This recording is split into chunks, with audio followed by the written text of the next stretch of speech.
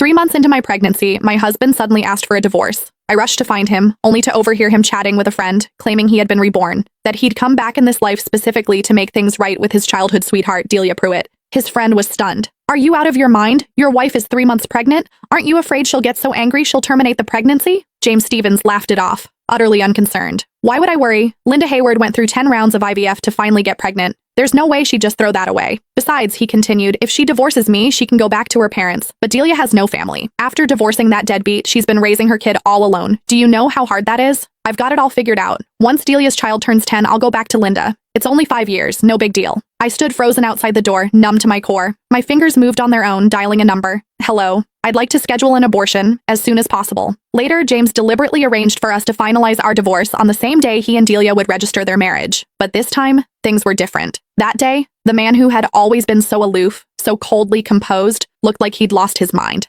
His eyes locked onto my flat stomach, his voice cracking with something close to hysteria. "Where's my child? Where's our child? You promised me you wanted to have a baby with me. Linda, are you sure you want to go through with this? After everything you went through for this baby?" My mother's voice broke over the phone and guilt twisted in my chest. She had been the happiest person in the world when she found out I was pregnant. She knew what it had cost me, a full year of choking down bitter herbal medicine, 9 failed IVF cycles. It wasn't until the 10th attempt that I finally conceived. The moment the test results came back positive, my mother had wept with joy. She believed that with a child, James and I would finally settle into a real marriage, that he would step up, become a responsible husband, learn to put family first. But today I realized how terribly wrong we had both been. The phone rang, sharp and insistent. I answered mechanically. James's voice cut through, cold and harsh. "Linda, how much longer are you going to drag this out? Even if I can't divorce you while you're pregnant, the moment that baby is born, I'm filing immediately. And let's be real, raising a child costs money. You've done nothing but sit at home since we got married, eating my food, spending my money. All you do is a little housework, that's it. No one's going to want a woman who just gave birth and comes with a brat attached. You have no income, no prospects. When the time comes, you won't get to keep the child. You won't get to keep me. You'll have nothing." Every word dripped with contempt. He reduced everything I'd given to this marriage, every sacrifice, every exhausting day, to nothing. And he called my baby a brat. It felt like a blade dragging across my heart,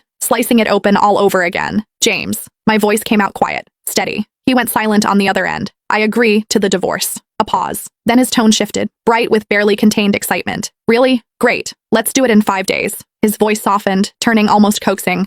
"Linda, don't worry. I just want to take care of Delia and her child. I won't cross any lines. Focus on your health. Have the baby safely. I'll come visit you and the child once a month. I've already bought so many clothes for the baby. I even picked out a name." He sounded almost giddy, but my mind was already drifting, detaching from his words. In that moment, I knew I had truly let him go. A soft chime broke through the haze, a text notification. My gaze dropped to the screen. "Dear Ms. Hayward, your abortion procedure is scheduled for 3 days."